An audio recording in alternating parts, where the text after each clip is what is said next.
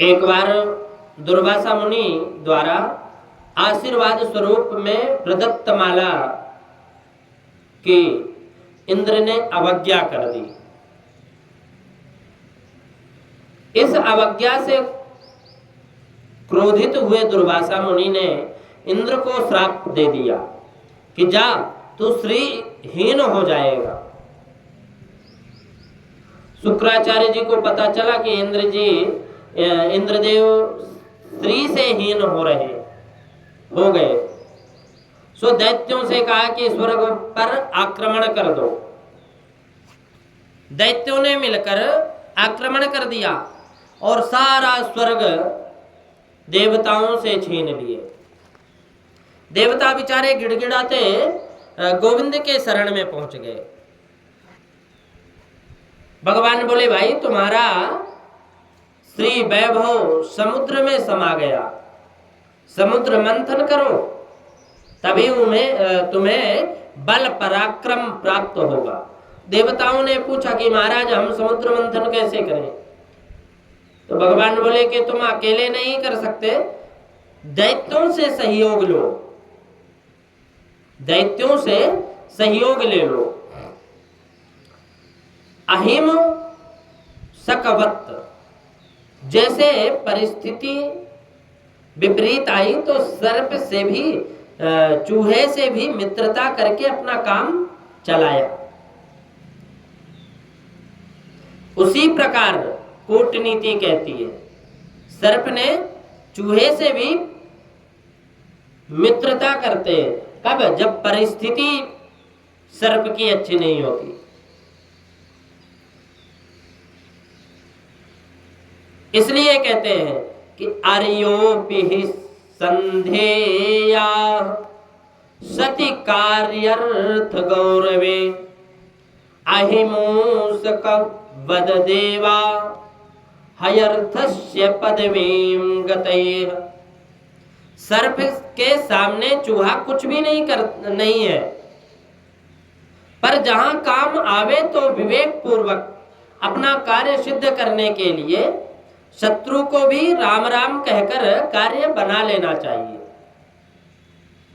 देवताओं को बात समझ में आ गई और देवताओं ने दैत्यों के सामने समुद्र मंथन का प्रस्ताव रखा। भाई जो अमृत निकालेगा वह हम सब भाई मिलकर के पी लेंगे। जो अमृत निकालेगा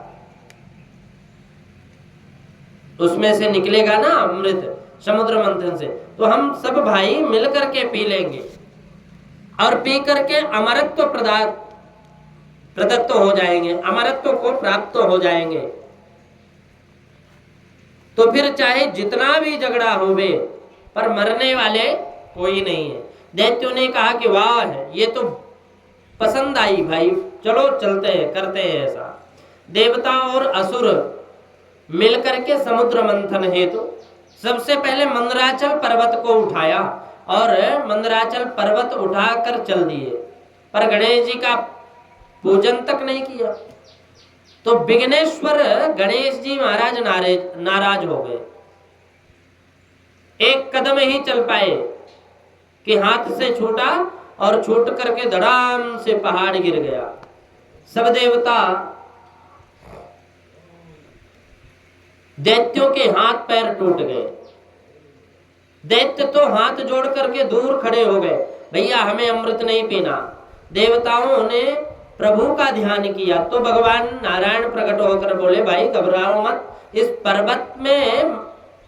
पर्वत को तो मैं लिए चलता हूं, इस पर्वत को तो मैं लेकर चलता हूं।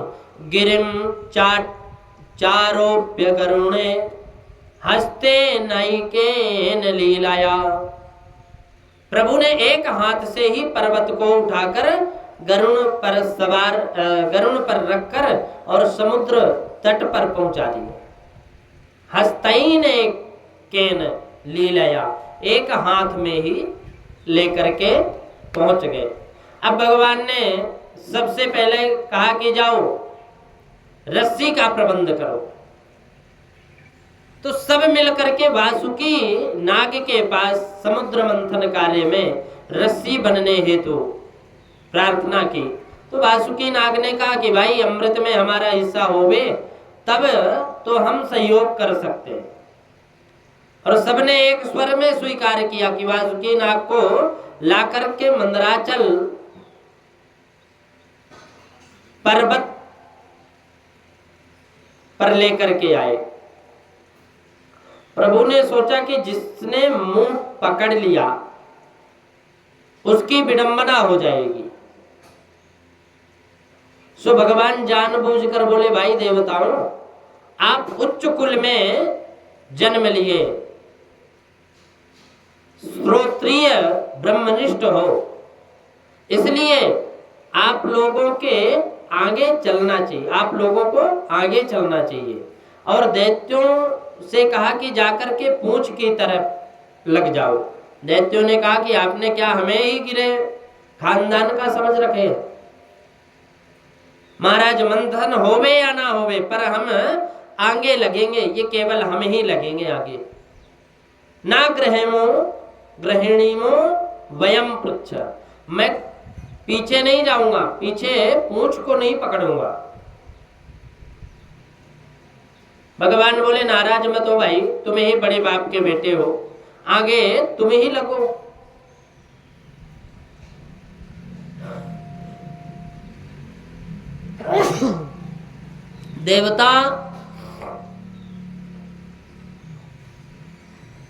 देवताओं से कहा कि अच्छा भैया जाओ, तुम पीछे से लग जाओ। प्रभु तो चाहते थे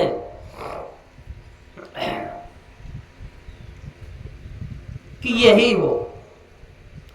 देवताओं ने पूंछ और दैत्यों ने मुख पकड़ लिया। जो समुद्र पर्वत लाकर समुद्र में रख दिया कि वह डूबता ही चला गया। उस विघ्न को दूर करने के लिए विशाल कछुए का रूप बनाकर भगवान ने मंदराचल पर्वत को पीठ पर उठा लिया। ये भगवान का कश्यप अवतार हुआ। और अब जैसे ही मंथन प्रारंभ हुआ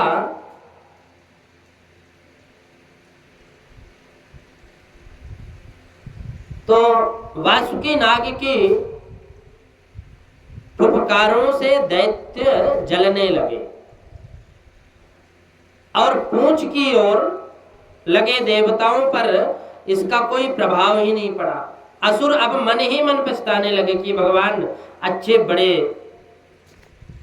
बाप के बेटे बने, बहुत पछताए।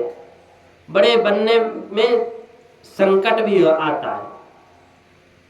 अस्तु मंथन प्रारंभ हुआ तो कुछ ही समय बाद कालकूट विषाग्नि प्रकट हो गई। सब जलचर उस विषाग्नि से छटपटाने लगे। देवता घबरा गए, ये क्या हुआ? भगवान बोले, घबराओ मत। सभी लोग विष को एकत्र करके भगवान भोलेनाथ की शरण में पहुंचे और वहां जाकर के स्तुति करने लगे कि देव देव महादेव भूतात्मन भूत भावन त्राहि नः शरणा प्रपन्नये। हे देवाधिदेव भूत भावन भगवान भोलेनाथ, त्रैलोक को दग्ध करने वाले इस भयंकर विष से हमारी रक्षा करो। भगवान शिव मुस्कुराते हुए भवानी से बोले, देखो देवी, ये सब मुझे विष पिलाने के लिए हाथ पैर जोड़ रहे हैं, बोलो तुम्हारी क्या इच्छा है। भवानी दुविधा में पड़ गई, मैं क्या बताऊं, पर विवेक से बोली। बाद में माता भवानी ने कहा कि भगवान आप वही कीजिए जिसमें सबका कल्याण है। भगवान भोलेनाथ ने कहा, इसका मतलब क्या, हम विष पी जाए? भवानी ने कहा कि ये मैं नहीं कहती कि और कौन पतिव्रता अपने पति से कहेगी कि तुम विष पी लो, भले ही वह सामर्थ्यवान हो। तो माता भवानी सब समझ रही है, इसलिए भगवान भोलेनाथ के प्रभाव से परिचित होने के नाते परोक्ष अनुमोदन कर रही है। भगवान भोलेनाथ समझ गए, बोले भैया ले आओ, कहाँ है विष। तो वो जो विष था अंजलि बांध करके भगवान भोलेनाथ ने तुरंत प्रभु का नाम लेकर के विष पीना प्रारंभ कर दिया। ततः करतले कृत्य व्याधि हलाहलम विषम व्यापि हलाहलम विषम अभयच्छयन् महादेव कृपया भूत भावना। भगवान भूत भावन अंजलि में जल लेकर के शंकर भगवान भोलेनाथ विष पान करना प्रारंभ कर दिए, लेकिन भगवान भोलेनाथ का कंठ एकदम नीला पड़ गया और भगवान भोलेनाथ का नाम ही नीलकंठ हो गया। यच्चकार गले नीलम तच्च साधोर्दिभूषणम। कहते हैं कि परीक्षित साधुओं का आभूषण है परमार्थ। भगवान शंभु ने समाज के संकट को दूर करने के लिए विष पीना स्वीकार किया और वह कंठ पर जो नीला चिन्ह बन गया ना, वह उसने परमार्थ का एक दिव्य आभूषण उन्होंने प्राप्त कर लिया। समस्त देव वृंद भोलेनाथ की जय जयकार बोलते हुए पुनः समुद्र मंथन करने चले गए। और अब की बार जब मंथन किया तो उसमें हविर्धानी ततोद्भवत कामधेनु गाय प्रकट हुई, जो ऋषियों को दान कर दी। पुनः मंथन हुआ, पर चंद्रमा प्रकट हुए तो भगवान भोलेनाथ के मस्तक पर विराजमान कर दिए, जिसने भगवान भोलेनाथ चंद्रमौल बन गए। पुनः मंथन हुआ, उससे उच्चैःश्रवः नाम का घोड़ा निकला, बलि ने ले लिया। फिर ऐरावत हाथी निकला तो इंद्र ने ले लिया। पुनः मंथन हुआ तो कौस्तुभ मणि निकली, जो नारायण के कंठ में स्थापित हुई। रंभादिक अप्सराएं निकली, जिन्हें स्वर्ग लोक भेज दिया गया। पारिजात वृक्ष निकला, जिन्हें उसे भी स्वर्ग में स्थापित कर दिए। और अब की बार मंथन करते ही जैसे नीले आकाश में अचानक बिजली चमक पड़ती है ना, ऐसे ही सागर की जल राशि के मध्य भगवती लक्ष्मी देवी का प्रादुर्भाव हुआ। अब माता लक्ष्मी के दिव्य सौंदर्य माधुर्य को देख करके देवता और दैत्य दोनों विमुग्ध हो गए। ततश्चा विरभूत साक्षाद्रि रमा भगवत परा रंजयन्ते दिशः कान्त्या विद्युत्सौ दामिनी यथा। भगवान बोले एक काम करो, सब पंक्तिबद्ध खड़े हो, बैठ जाओ, और वरमाला इनके हाथ में है, जिसे चाहेंगे उसे पहना देंगी। एक पंक्ति में दैत्य और एक पंक्ति में देवता, एक पंक्ति में बड़े बड़े महात्मा जी चमचा गाड़ करके बैठे हैं। लक्ष्मी मैया ने वरमाला लेकर के संतों की पंक्ति में प्रथम प्रवेश करती, और वहां प्रवेश किया तो सबसे आगे बैठे थे महात्मा दुर्वासा मुनि। अब दुर्वासा मुनि को देखकर लक्ष्मी जी विचार करने लगे कि नूनम तपो यस्य न मन्य निर्जया। निश्चित रूप से ये तपस्वी है, पर क्रोध पर इन्होंने विजय प्राप्त नहीं की, इनकी नाक पर ही गुस्सा रखा रहता है। इसलिए इसलिए प्रणाम करके आगे चली गई। इस प्रकार एक एक करके सबका कोई ना कोई दोष दिखाई पड़ा। लक्ष्मी जी आगे गई और भगवान शंभु का दर्शन किया तो विचार करने लगी कि परम तेजस्वी तपस्वी भी है और भोले भाले भी है, पर इनका वेश बड़ा अमंगल है। यत्रो भयम कुत्र च शोप्य मंगलः। इसलिए प्रणाम करके आगे बढ़ी। भगवान नारायण सबसे अलग अलग बैठे, अलग थलग में बैठे थे। तो ये नारायण प्रभु को देखते ही लक्ष्मी जी मुग्ध हो गई और सोचने लगी, स्वभाव से भी सुंदर है और स्वरूप से भी सुंदर है। तो मंगलम भगवान विष्णु मंगलम गरुड़ध्वज मंगलम पुंडरीकाक्ष मंगलाय तनोहरि। सब कुछ मंगल है, बस थोड़ी सी कसर यहाँ है। सुमंगलः काश्चन कांक्षते हिमामा। सुमंगल तो है, पर सब जिस प्रकार से टुकुर टुकुर देख रहे हैं ना, और इनके सामने घंटे भर खड़ी रहूं, एक निगाह उठाकर भी हमें नहीं देखा। मुझे पाने की आकांक्षा इनमें नहीं है, पर ये दूषण नहीं है, भूषण ही है। ऐसा विचार करके भगवान श्रीमन नारायण के कंठ में वरमाला डाल दी। लक्ष्मी जी का स्वभाव है, जो हाथ धोकर उनके पीछे पड़ता है ना, उसे खूब नचाती हैं, पर जो लक्ष्मी जी की उपेक्षा करके बैठ जाता है, लक्ष्मी जी उसके पीछे पड़ जाती है। तो लक्ष्मी जी ने नारायण प्रभु को ही चुना। वह तो साक्षात उनकी वामा है। सुखदेव जी कहते हैं, परीक्षित, अब समुद्र मंथन जब आगे हुआ तो वारुणी प्रकट हुई, जो दानवों को ग्रहण की। अब पुनः मंथन होते ही साक्षात धन्वंतरी अमृत कलश लेकर के प्रकट हुए। अमृत का कलश देखते ही दैत्यों ने इशारा किया, देर करने की आवश्यकता नहीं है। मारा झपट्टा, अमृत का कलश छीनकर 9 2 11 हो गए। देवता बेचारे ले बस करते रह गए, ले गए, ले गए, ले गए। अब भगवान मुस्कुराकर बोले कि आप लोग खेद मत करो, मेरे आश्रित जो रहते हैं ना, उनके गए हुए पदार्थ भी उनके पास आ जाते हैं, जो भगवान के आश्रित होते हैं।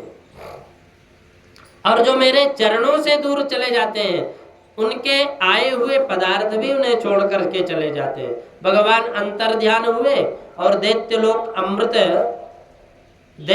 में अमृत कुंभ तो लेकर भाग गए थे, पर आपस में ही झगड़ा करने लगे। मैं बड़ा हूं, मैं पहले पीऊंगा, दूसरा कहता मैं ज्यादा बलवान हूं, मैं पीऊंगा। अहम पूर्वम न त्वमितो प्रभु। कहते हैं कि इसलिए मैं पीऊंगा। क्यों? क्योंकि मैं बड़ा हूं, मैं पीऊंगा। दूसरा कहता मैं बलवान हूं, शक्तिशाली हूं, मैं पीऊंगा। तू मैं होने लगी।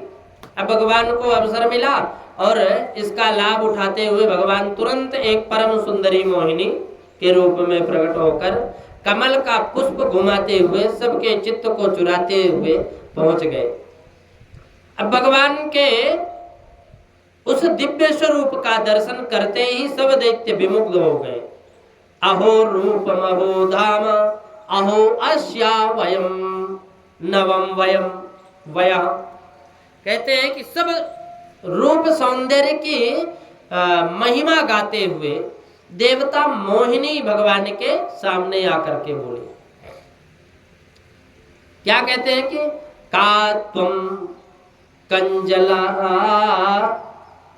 साक्षी, का त्वम कंजपला साक्षी, कुतो वा किम चिकीर्षसि। हे कमल नयनी, आप कौन है, कहां से आई हो और कहां जा रही हो? अकेले ही अकेले घूम रही हो, क्या बात है? तुम्हारा विवाह नहीं हुआ क्या?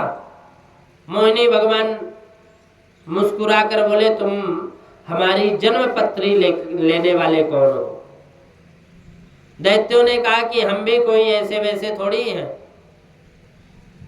हम भी वैसे नहीं है, हम लोग ऐसे नहीं है, हम भी वयम कश्यप दायादा भ्रातरः कृत पौरुषा। हम सब कश्यप ऋषि के पुत्र तथा सभी लोग भाई हैं, और हम भाइयों ने समुद्र मंथन किया,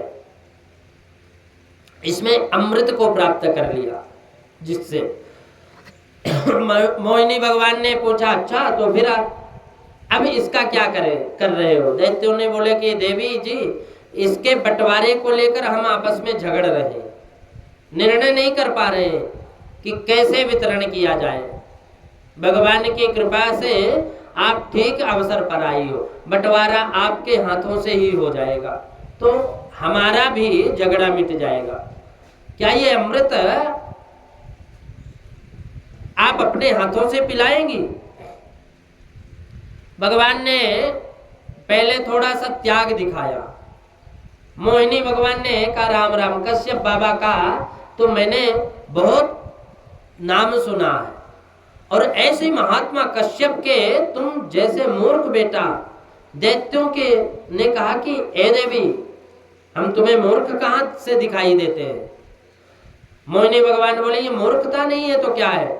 मेरे बारे में कुछ ज्ञान नहीं है, कुछ पता नहीं है, पहचान नहीं है, और एक अपरिचित स्त्री पर इतना भरोसा कि अमृत जैसी बहुमूल्य वस्तु बंटवारे के लिए सौंप रहे हो, ये कोई बुद्धिमानी थोड़ी है। कोई भी बुद्धिमान पुरुष अपरिचित स्त्री पर कभी विश्वास नहीं करता।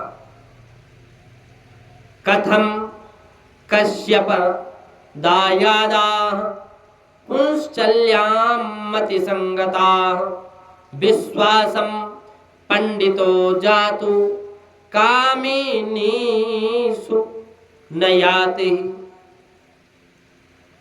कोई भी विश्वास नहीं करता। अब तो दैत्यों में देवी के प्रति और ज्यादा श्रद्धा उत्पन्न हुई। एक बोला मुझे तो लगता है कि ये बहुत पढ़ी लिखी है, दूसरा बोला मुझे लगता है कि बहुत ऊंचे खानदान की है, तीसरा बड़े इतनी बढ़िया ज्ञान की बातें करते, ये ठीक कह रही है, हमें तो विश्वास नहीं करना चाहिए। परंतु इसके वचन में से ऐसा सिद्ध होता है कि ये कुलीन स्त्री, अतः विश्वास करने योग्य है। तब विचार करके सभी देवता बोले देवी जी कुछ भी हो, अब तो हम ये अमृत आपके हाथ से ही पिएंगे। भगवान बोले पर मेरी भी एक शर्त है, बंटवारे के समय हो सकता है कम ज्यादा मात्रा हो जाए, तो मुझसे झगड़ा मत कर बैठना। दैत्यों ने कहा अरे कैसी बात करती हो देवी, तुम अच्छे खानदान की हो, तो हम भी कोई गिरे हुए खानदान के नहीं है, कैसे भी चाहो जैसे चाहो बांट दो, हम वचन देते हैं आपसे कोई झगड़ा नहीं करेगा। मोहिनी भगवान बोले ठीक है, तब ठीक है, लाओ अमृत कलश लेकर के अपने हाथ से लिया, और तब तक देवता लोग आ गए। भगवान बोले एक काम करो, इस घड़े में मैं देख रही हूं कि गाढ़ा गाढ़ा अमृत सब नीचे रखा है और ऊपर पानी पानी दिख रहा है, तो क्यों ना एक एक बूंद इन देवताओं को पिला दिया जाए। ऊपर का पानी पानी ठिकाने लग जाएगा, फिर गाढ़ा गाढ़ा बाद में आप लोगों को पिलाऊंगी। दैत्य खुश हो गए, बोले जैसा अच्छा लगे वैसा करो। भगवान ने अमृत कलश देवताओं को भर भर करके दे दिया। दैत्यों की तरफ मुस्कुराते ही रहे, और दैत्य ने रूप सुधा का पान करते रहे, उधर देवता अमृत सुधा पान कर रहे हैं। अब दैत्यों में एक था स्वबहादुर, एक था स्वरभानु। स्वरभानु नाम का एक दैत्य था, बड़ा बुद्धिमान था। उसे शंका हो गई कि तुरंत देवताओं का वेश बनाकर सूर्य और इंद्र के बीच में अंजलि बांध करके बैठ गया। भगवान ने उसे भी पिला दिया और सूर्य इंद्र ने तुरंत इशारा किया, भगवान ये नकली है। प्रभु ने तुरंत उसका सुदर्शन चक्र से सिर काट दिया। वह असुर दो भागों में विभक्त हो गया, राहु और केतु के रूप में परिवर्तित हो गया। तभी भगवान अंतर ध्यान हो गए और देवासुर संग्राम। अब दैत्यों को होश आया, भैया वह देवी जी कहाँ चली गई। अब देवी जी का तो कहीं अता पता नहीं। देवता सब डकार ले रहे हैं, पेट पर हाथ घुमा रहे हैं। दैत्यों को लगा ओहो, लगता हमारे साथ धोखा हुआ है। वह धोखा देने वाला कौन थी पता लगाओ। एक बोला मुझे तो लगता है कि वह थी नहीं था, निश्चित रूप से वह बहरूपिया विष्णु ही होगा। उसी ने हमें ठगा है, छला है। इन देवताओं को छोड़ेंगे नहीं, ये धोखेबाज हैं। सब दैत्य टूट पड़े। उसी समय बड़ा भयंकर देवासुर संग्राम हुआ। तत्र दैवासुरो नाम रणः पदम दारुणः। श्री सुखदेव जी कहते हैं कि परीक्षित, देवता अमृत पान कर चुके थे और अब तो भाग्य बलशाली थे, इसलिए सारे दैत्यों को चुन चुन कर समाप्त कर दिए। अब दैत्यराज बलि भी मारे गए। स्वर्ग पर देवताओं का पुनः आधिपत्य हो गया। परंतु शुक्राचार्य जी महाराज ने मृत संजीवनी विद्या के चमत्कार से समस्त दैत्यों को पुनर्जीवित कर दिए, पुनर्जीवित कर दिए। दैत्यों के राजा बलि शुक्राचार्य के चरणों को पकड़कर बोले, गुरुदेव आपने बचा लिया, नहीं तो हम तो मर ही चुके थे। अब कुछ ऐसी कृपा दृष्टि करो कि इन देवताओं को इसका फल दिया जाए। शुक्राचार्य बोले, देखो उनके पक्ष में नारायण है और तुम्हारे पक्ष में तुम्हारे गुरुजी हैं, चिंता मत करना। यदि मेरी बात ठीक ठीक मानते रहे तो अब भी मैं तुम्हें स्वर्ग में के सिंहासन पर बैठा सकता हूं। मेरे पास सब देवताओं की काट है, पर इस नारायण की कोई काट नहीं है। और इसका एक ही समाधान है कि नारायण ब्रह्मांड है, ब्राह्मणों का अनन्य भक्त है। और यदि तुमने भी ब्राह्मणों की भक्ति स्वीकार कर ली तो फिर नारायण तुम्हारा कुछ अहित नहीं करेगा।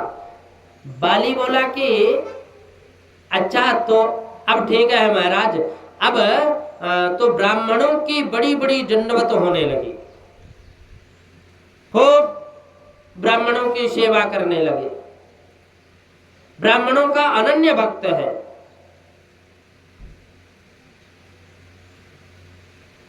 ब्राह्मणों को दंडवत होने लगी। ब्राह्मण भोले वाले गदगद होकर बोले कि महाराज क्या चाहते हो। बलि ने ब्राह्मणों से कहा कि महाराज बस आपका आशीर्वाद चाहिए। तो ब्राह्मणों ने अपने अपने तपोबल के प्रताप से एक तेजोमय रथ का निर्माण किया और आशीर्वाद स्वरूप दैत्यराज बलि को प्रदान कर दिया। ब्राह्मण बोले, यदि तुम्हारे सामने इंद्र भी आ जाए तो उसे भी पराजित ही होना पड़ेगा, ये ब्राह्मणों का आशीर्वाद है। अब तो राजा बलि गदगद हो गए। उस तेजो में रथ में बैठकर स्वर्ग पर आक्रमण कर दिया। उस रथ से इतना दिव्य तेज निकल रहा था कि देवता तो उसे देखने में भी सामर्थ्य नहीं हो सके। अपने गुरुदेव बृहस्पति से कहा कि गुरुदेव इतना तेज बलि में बृहस्पति जी ने ध्यान लगाकर देखा, देवताओं इस समय बलि का सामना त्रिभुवन में कोई नहीं कर सकता, इस समय कोई जीत नहीं सकता, ये ब्राह्मणों का आशीर्वाद है, इतना तेज है। और क्या हुआ, देवता स्वर्ग को छोड़ करके भाग गए और स्वर्ग में बलि का आधिपत्य हो गया। शुक्राचार्य जी ने कहा, देख लिया बलि, अब शीघ्रता से एक काम करो, अपना बहुमत सिद्ध कर लो, फिर तुम्हें इस गद्दी से कोई हटा नहीं सकता, कोई नहीं हटा सकता। इस इंद्र की गद्दी पर वही बैठता है जो 100 यज्ञ कर लेता है और वही सतक्रतु बनता है। तो तुम पूर्ण कर लो। बलि ने नर्मदा नदी के तट पर एक के बाद एक यज्ञ प्रारंभ कर दिया। उधर वेद माता अदिति बेचारी दुखी है कि मेरे बच्चे दर दर भटक रहे हैं। कश्यप जी ने कहा कि देवी तुम्हें एक व्रत करना होगा, फाल्गुन श्यामले पक्षे द्वादशाहम पयोव्रतः। यह व्रत फाल्गुन मास में शुक्ल पक्ष में किया जाता है। 12 दिन तक मात्र दुग्ध का आहार करके नारायण की उपासना की जाती है और इस पयोव्रत का तुमने अगर ठीक से पालन किया तो तुम्हारा मनोरथ सिद्ध हो जाएगा। तब तो अदिति मैया ने पयोव्रत का पालन प्रारंभ कर दिया। पयोव्रत के प्रभाव से प्रभु प्रसन्न हुए और अदिति माँ के गर्भ में पधारे। कालांतर में भाद्रपद शुक्ल पक्ष द्वादशी के दिन अभिजित मुहूर्त में मध्याह्न के 12 बजे दोपहर में अदिति के गर्भ से भगवान वामन का प्रादुर्भाव हुआ। तम वटु वामनम दृष्टा मद मोद मानाम हर्षय कर्माणि कारयामासु पुरस्कृत्य प्रजापति।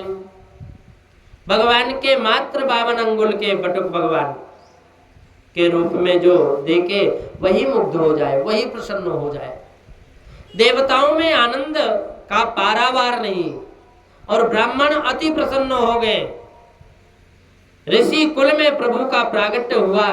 सभी ने मिलकर भगवान वामन का बहुत सुंदर यज्ञोपवीत संपन्न किया।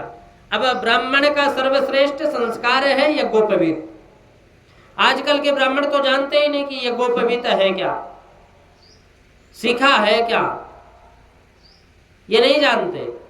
तो यज्ञोपवीत सर्वश्रेष्ठ संस्कार है ब्राह्मणों का, और जिसका यज्ञोपवीत संस्कार विधिवत नहीं हुआ वह द्विज कहलाने, वह ब्राह्मण कहलाने का अधिकारी ही नहीं होता। दूसरा जन्म जिसका हुआ वो वही ध्वज है।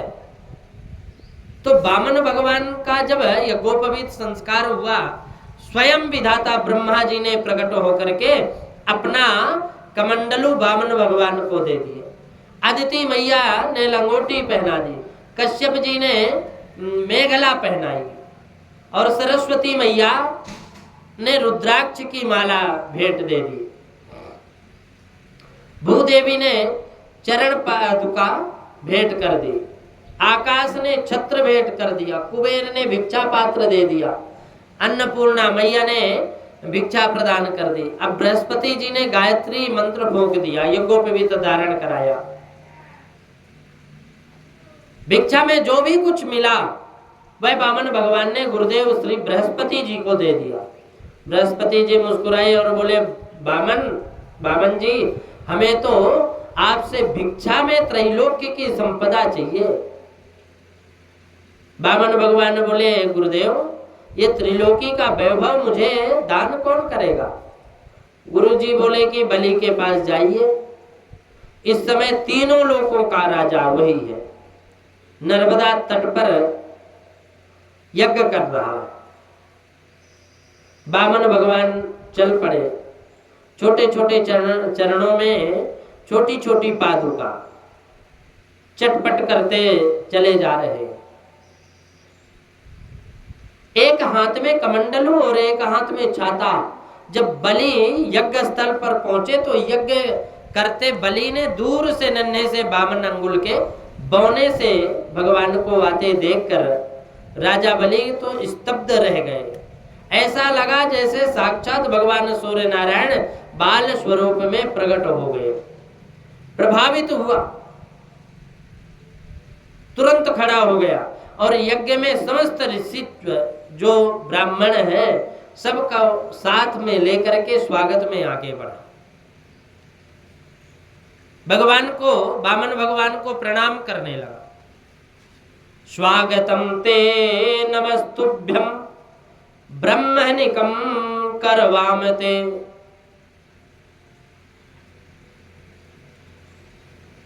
हरि ने वामन रूप बनायो, दर्शन दीने माते अदिति को, कश्यप मन अति भायो। हरि ने वामन रूप बनायो, परमानंद भयो संतन मन, आदित्य उत्साह दिखायो। भयो उपवती उपेंद्र प्रभु को, यज्ञो पवित्र पहरायो। यज्ञो पवित्र पहरायो, निज निज भेंट लगे देव सब। निज निज भेंट लगे देव सब, देवन मन हर्षायो। हरि ने वामन रूप बनायो। हरि भगवान वामन का रूप धारण करके हरि दर्शन, माता जी को हरि का दर्शन, कश्यप जी के मन में बहुत प्रसन्नता हुई। परमानंद भया संतों के मन में अति उत्साह, खूब उत्साह हुआ। वामन विप्र ब्रह्मचारी को, देख सबन सुख पायो। वामन विप्र ब्रह्मचारी को, देख सबन सुख पायो। हरि ने वामन रूप बनायो, माता अदिति को दिव्य पयो व्रत, पूर्ण परमा फल पायो। राघव दास वामन छवि ऊपर, मन मधुकर मरड़ाया। हरि ने वामन रूप बनाया। ब्रह्मणी स्वागत। ब्रह्मर्षीणां तपः साक्षान्, मन्ये त्वयार्यवपु धर्म। स्वागत है भगवान महाराज आपका। आपको महाराज मैं प्रणाम करता हूं। राजा कहता है, आपको देखकर लगता है जैसे ब्रह्मर्षियों की मूर्ति मंज तेज मेरे सामने खड़ा है। अद्य नः पितरस्तृप्ता अद्य, मेरे तो पितर भी लुप्त हो गए। आज मेरा तो कुल पावन हो गया। आज यावत भगवान गतो गृहान, आप तो स्वयं चल करके मेरे घर में पधारे। कहिए कहिए आपकी क्या सेवा करें, आपकी क्या सेवा करें। जो भी इच्छा लेकर के आप आए, नहीं संकोच बताइए। महाराज गाय चाहिए तो मैं गाय दे दूंगा, स्वर्ण भूषण चाहिए वो मैं खजाने में खड़ा कर दूंगा। जो अच्छा लगे ले जाओ। यदि विवाह ना हुआ हो तो मैं विवाह आपकी अच्छी इच्छा हो तो आदेश दो महाराज, ब्राह्मण कन्या ढूंढकर मैं विवाह भी कर दूंगा। वह भी आप जैसी बौनी होगी, ऐसा सुंदर विप्र कन्या से विवाह करा दूंगा। जो भी इच्छाएं निसंकोच कहो। बामन भगवान पहले तो मुस्कुराए और बलि महाराज की प्रशंसा के फूल बांध दिए। वाह महाराज, क्या बात है, आपके बारे में मैंने जैसा सुना था, आपको तो उससे भी कहीं मैं ज्यादा देख रहा हूं। आपके वचन आपके ही कुल के अनुरूप है। आपका कुल कितना महान है। वचस बतई जन देवा, आपका कुल कितना महान है। यतो जातो हिरण्याक्ष नेक इमाम महिम, आपके पूर्वज ने आपके पूर्वजों में महाराज हिरण्याक्ष और हिरण्यकश्यपु हुए। उनके बल पराक्रम को कौन नहीं जानता। उनके बेटा प्रहलाद ने तो चमत्कार कर दिया, खंभे से ही नारायण निकाल दिए। प्रहलाद के बेटा विरोचन का भी क्या कहना। महाराज सब सर्वस्व धन अपना ब्राह्मणों को लुटा दिया, परंतु मैं बलि तुम में भी कोई कसर नहीं छोड़ी, तुमने कोई कसर नहीं छोड़ी। इतनी ब्राह्मण भक्ति। बलि ने हाथ जोड़कर कहा, महाराज अब रहने दीजिए, सब आप ब्राह्मणों का ही आशीर्वाद है। अब तो आप आदेश कीजिए, मेरे लिए क्या आज्ञा है। भगवान बोले, राजन यदि तुम जैसा उदार कोई दानी नहीं हो, दानी तुमसे जैसा उदार और दानी कोई नहीं है संसार में, पर मेरे जैसा संतोषी ब्राह्मण भी नहीं है। अपने राम को कुछ नहीं चाहिए, पर मैं जानता हूं तुम दिए बिना मानने वाले नहीं हो, इसलिए पदानि त्रीणि दैत्येन्द्र सन्मितानि पदासम, आप तो मात्र मेरे छोटे छोटे पैर से 3 चरण भूमि नाप कर दे दीजिए, बस संतोषी ब्राह्मण इतने में प्रसन्न हो जाएगा। बलि अट्टहास करके हंसने लगे, बोले ये छोटे छोटे पैर, अरे ब्राह्मण तूने कैसी बातें कर दी बनाई कि मेरा तो मन ही मोड़ लिया। हमारे पूर्वजों की इतनी लंबी चौड़ी महिमा गाई और मांगने के नाम पर बच्चों जैसी बात कर रहा है।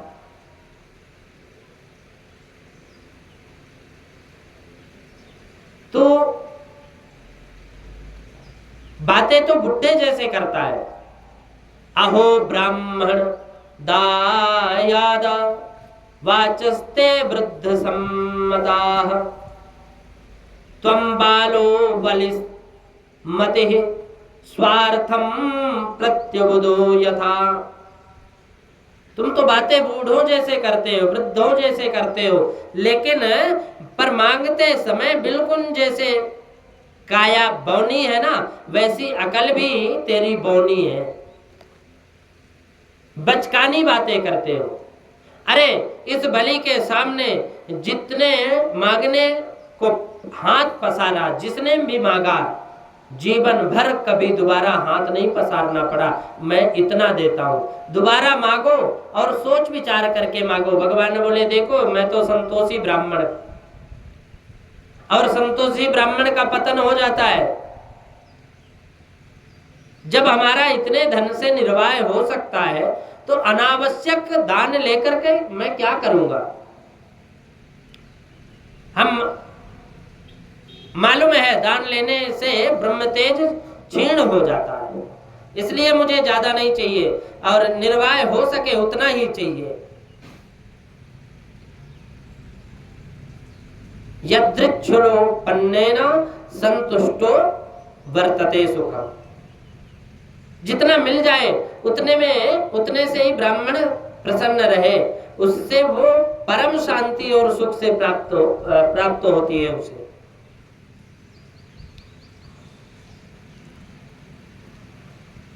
प्रसन्नता पूर्वक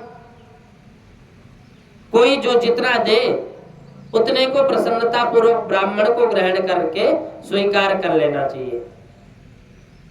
और ऐसे ब्राह्मण का ब्रह्म तेज प्रखर होता है। इसलिए जो हमें आवश्यक लगा मांग लिया और आवश्यकता अनुसार हम लेते हैं। फालतू दान लेते हैं तो हमें क्या करना है फालतू दान लेकर के। राजा बलि ने कहा कि भाई मान गया, बहुत ब्राह्मण देखे पर आप जैसा संतोषी ब्राह्मण तो नहीं देखा। सचमुच आज तक तो मेरी दृष्टि में आया नहीं कोई।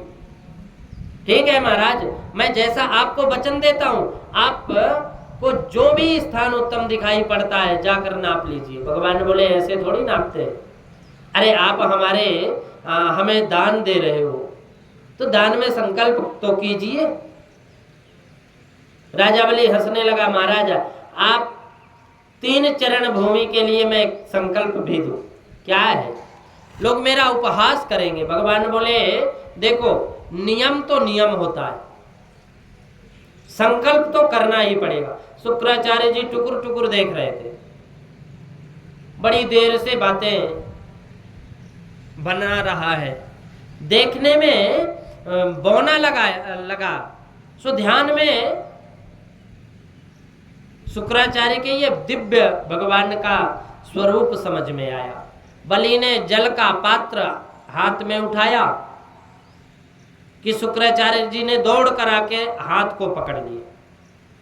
महाराज बलि सावधान, पता है ये कौन है? बलि बोले गुरुदेव ये वामन है। गुरुजी बोले अरे ना ना ना ना, ये वामन नहीं है, ये तो तिरपन है। ये वामन नहीं, ये तो तिरपन है। मैं समझ गया ये कौन है। एस वैरोचने साक्षात् भगवान विष्णुरव्ययः कश्यप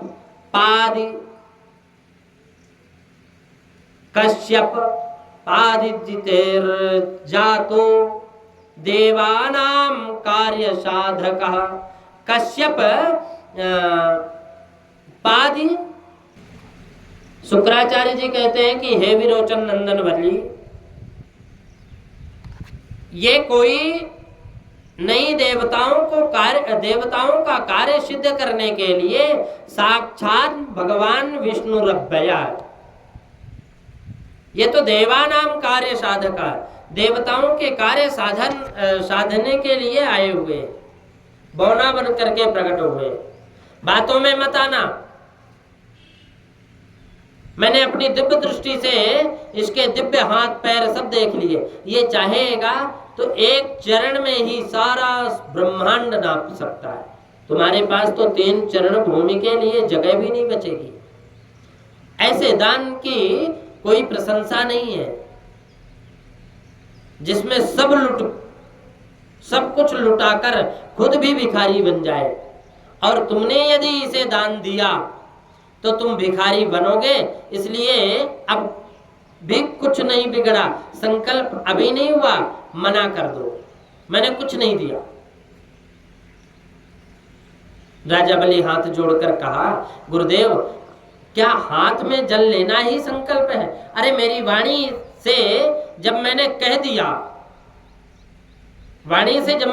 दिया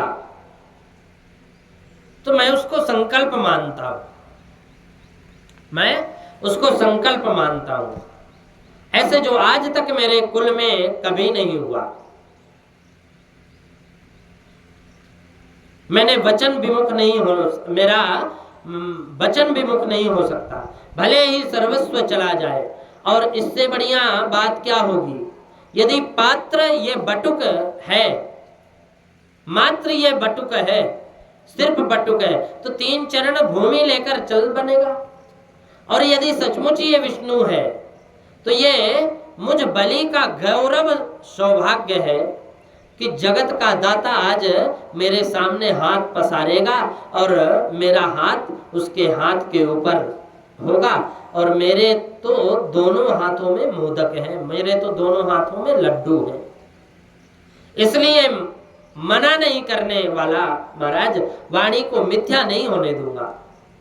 शुक्राचार्य जी आंख टेढ़ी होने लगी शुक्राचार्य जी की। बोले ए बलि, मैंने तुम्हें सावधान किया था, मेरे आज्ञा अनुसार चलता रहेगा तो ठीक रहेगा, और आज तू बनी बनाई बात पर पानी फेरना चाहता है। बलि बोला गुरुदेव मैं झूठ कैसे बोलूं, मैं झूठ नहीं बोल सकता, सब कुछ कर सकता हूं लेकिन झूठ नहीं बोल सकता। शुक्राचार्य बोले कुछ स्थान ऐसे होते हैं जहां झूठ बोलना निंदनीय नहीं होता। बोले कहां?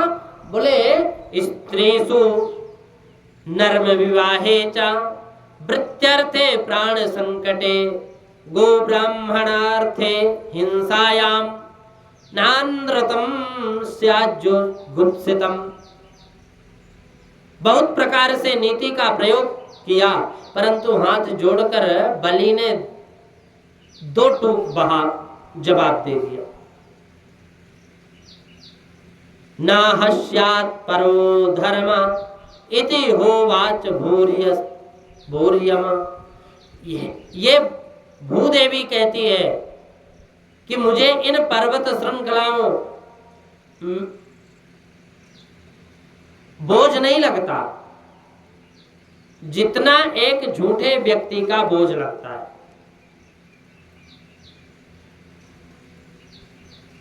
तो मैं झूठ बोलकर इस पृथ्वी का भार बनकर जीना नहीं चाहता।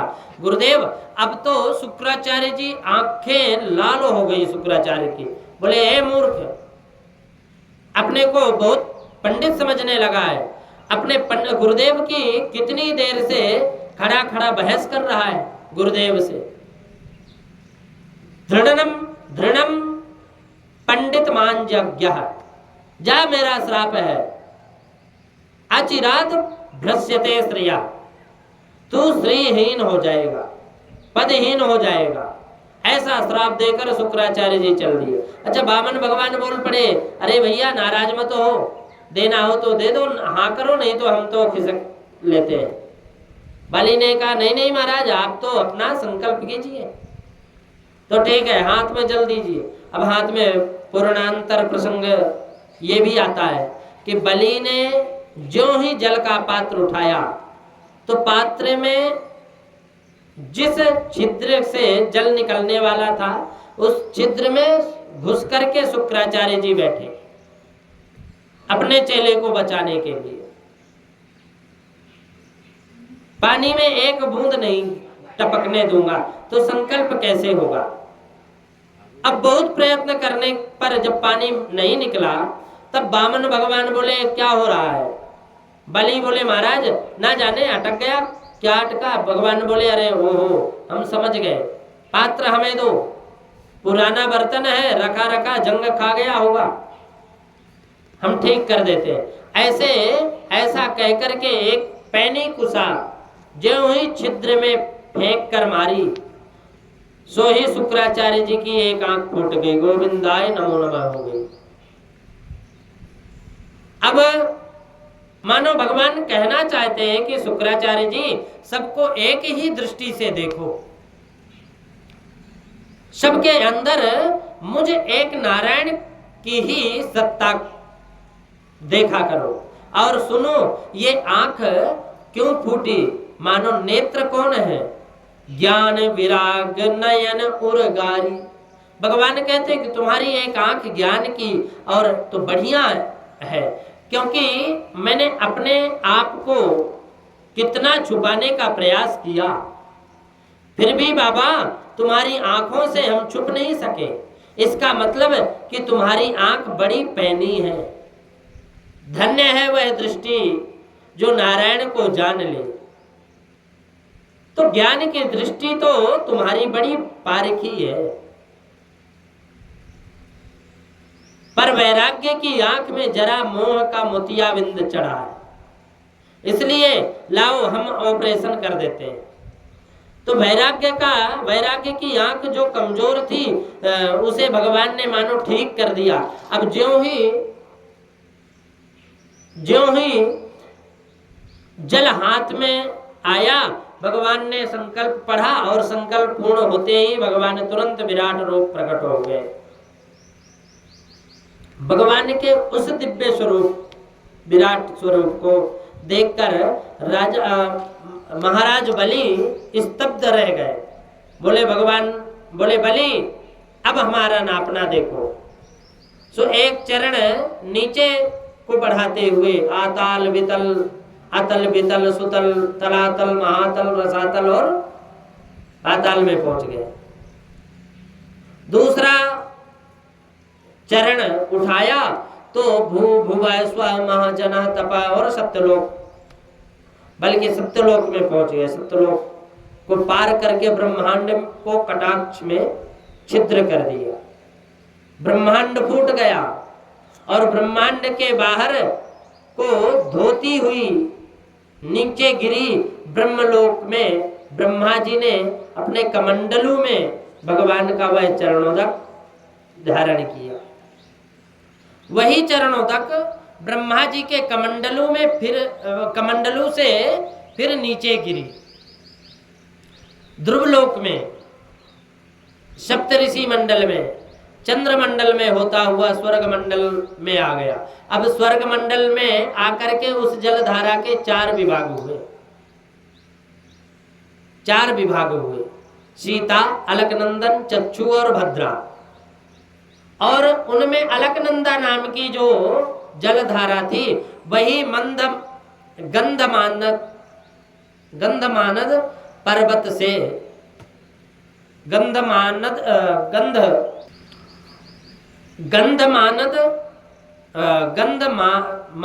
पर्वत से आकर के गिरी, गौमुख से आई और गौमुख से आती हुई गंगा के रूप में पूरे भारत वर्ष को परिप्लवित शुद्ध करती हुई सागर में विलीन हो गई। वही भगवान नारायण के चरणों से निकली विष्णुपदी जो भागीरथी लेकर के, इसीलिए भागीरथी समस्त जगत को पावन कर रही है। सुखदेव जी कहते हैं कि राजन, जामवंत जी उस समय नवयुवक थे। उन्होंने दुंदुभी बजाते हुए आनंद में झूम कर भगवान वामन के उस विराट स्वरूप के प्रदक्षिणीय कर रहे थे। बलि बांधत प्रभु बाढ़े, सो तनु वरनि न जाय, उभय घरी महदीन, सात प्रदक्षिण धाय। भगवान ने कहा, बलि अब बोलो, संकल्प 3 चरण भूमि का है और अभी तो मैंने 2 चरण ही नापे, तीसरा चरण कहाँ रखूं? अब तो बलि की बोलती बंद हो गई। भगवान ने गरुड़ की प्रकट करके आदेश दिया कि जल्दी से इसी बंदी बना लो। गरुड़ ने वरुण पास में बलि को बांध दिया। भगवान बोले, बलि अब तो ये वचन पूरा करो अथवा नरक में गिरने की तैयारी करो। बलि को जब बांध दिया तो बलि में समर्थक दैत्य भगवान को मारने के लिए दौड़ पड़े। बलि के जो समर्थक थे ना, वो दैत्य भगवान को मारने के लिए, ते सर्वे वामनम हंतु शूल पट्टी सपाड यह। बलि ने सबको रोक दिए, सावधान, इस समय हमारा विपरीत काल है। गुरुदेव श्राप देकर चले गए। और यदि तुमने इस प्रकार की युद्ध की चेष्टा की तो सबके सब मारे जाओगे। ऐसा सुनते ही सब शांत हो गए। भगवान फिर डांटने लगे, जल्दी बोलो क्या निर्णय लिया? बलि ने कहा, महाराज एक बात कहूं? भगवान बोलो, कहो क्या कहना है? बलि बोले कि प्रभु ये बताओ कि धन बड़ा होता है कि धनवान? भगवान बोले कि धन तो बड़ा धनवान होता है।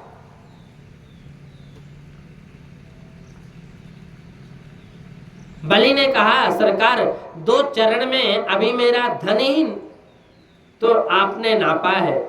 मैं धनवान तो अभी अलग ही खड़ा हूं, इसलिए अब कृपा करके तीसरा चरण मेरे माथे पर रख दो, मुझ दाता को भी स्वीकार कर लीजिए।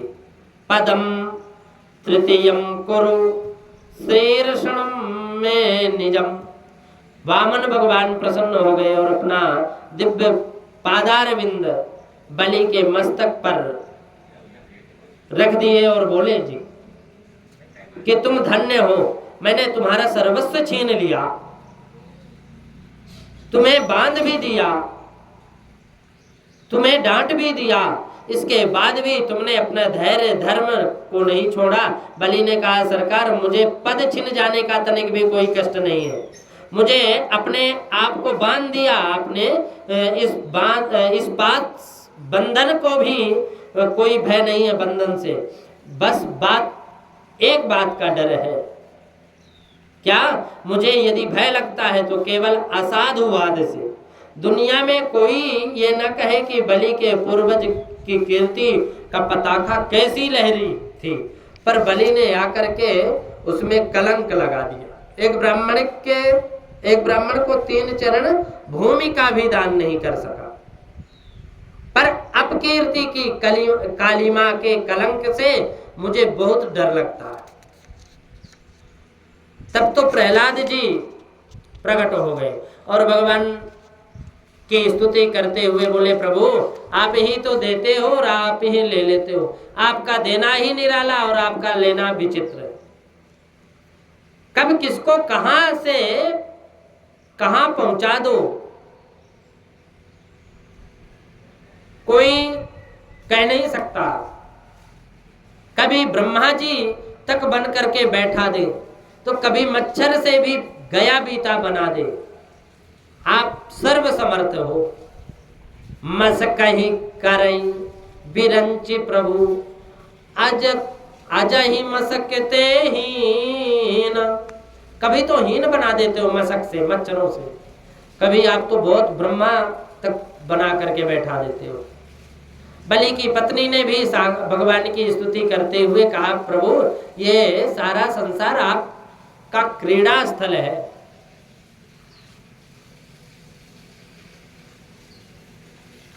पर आपकी इस क्रीड़ा के मैदान पर हमारे स्वामी जी ने कब्जा कर लिया। वह अपने को त्रिलोकी का नाथ समझ बैठे थे। आपने तो केवल मेरे स्वामी की उसी कुबुद्धि का हरण किया, अन्यथा इस जगत के मालिक तो आप ही हैं और आज भी आप ही हो। इसमें आपने हमारा क्या लिया है? भगवान प्रसन्न हुए और ब्रह्मा जी प्रकट हो गए और ब्रह्मा जी ने कहा कि भगवान एक बात समझ में नहीं आ रही, जो आपको तुलसी दल चढ़ा दे, कमल दल चढ़ा दे, उसे तो आप सर्वस्व दे डालते हैं, और आज जिस बेचारे बलि ने आपको अपना सर्वस्व दे डाला, उसे आपने उल्टे बांध कर पटक दिया।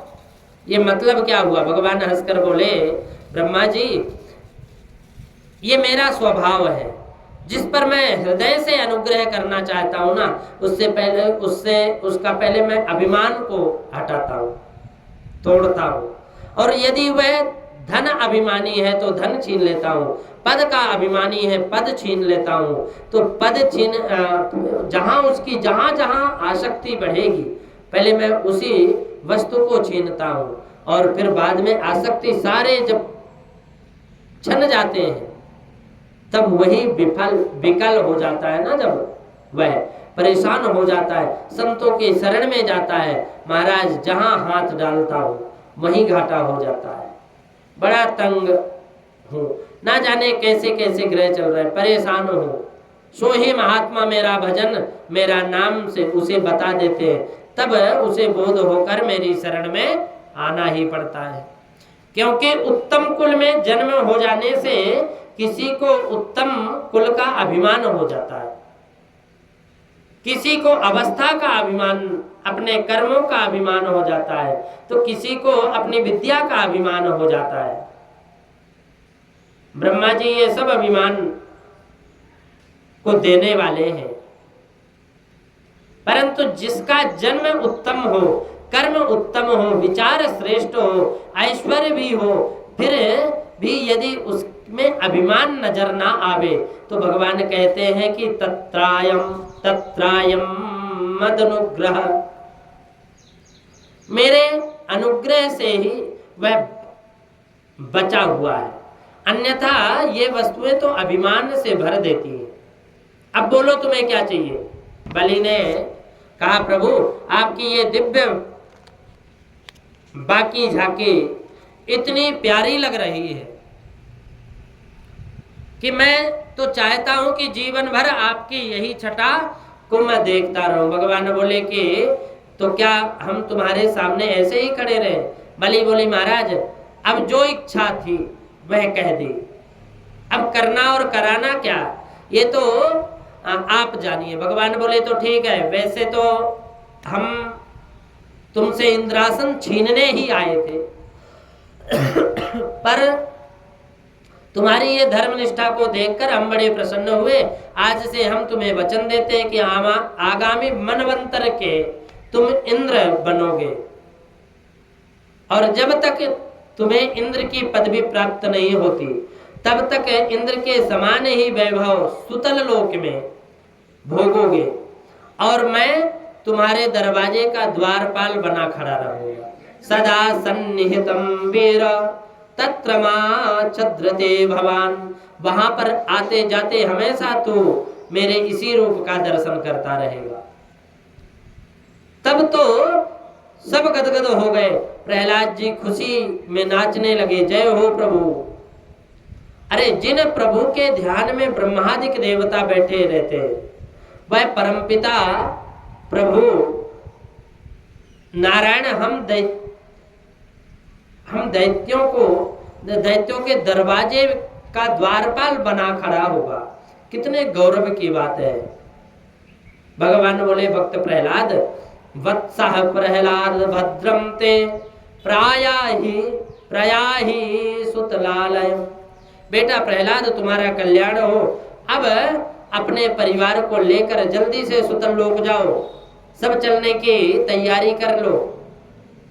अब सब तैयारी करने लगे, सो ही शुक्राचार्य जी ने आकर प्रणाम किया। शुक्राचार्य जी को लगा कि हमें क्यों बेकार में ही बुरे बन गए, प्रणाम करके बोला महाराज मुझे क्षमा कर दो। भगवान बोले आर्य आचार्य जी आप तो यज्ञ की अवशेष विधि की परिपूर्णता कीजिए।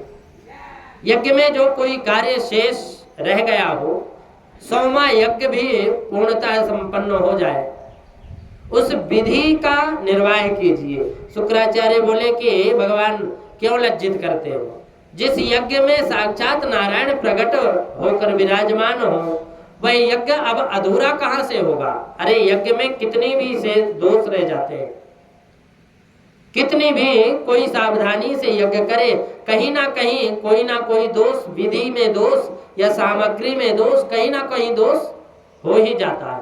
पर आपके मंगलमय नाम का गान जब किया जाता है तब सारे दोष दूर हो जाते हैं। यहां तो आप प्रत्यक्ष विराजमान है। आप इस प्रकार से भगवान परिकर के साथ सुतल लोक में प्रविष्ट हो गए।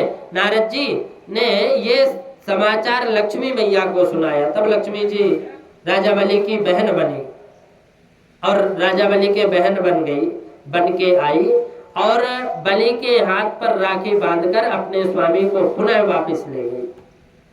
वामन भगवान इंद्र के छोटे भाई बनकर आए थे, इसलिए इनका नाम पड़ा उपेंद्र।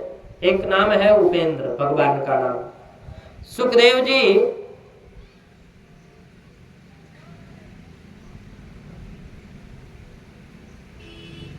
कहते हैं कि परीक्षित इस प्रकार भगवान अपने भक्तों के लिए बड़े विचित्र अवतार धारण करते हैं और सूर्य भगवान को अर्घ दिया करते थे। एक बार भगवान मछली के रूप में प्रकट हुए। सत्यव्रत नाम के राजा जो नित्य स्नान आदि करके भगवान सूर्य भगवान को अर्घ दिया करते थे।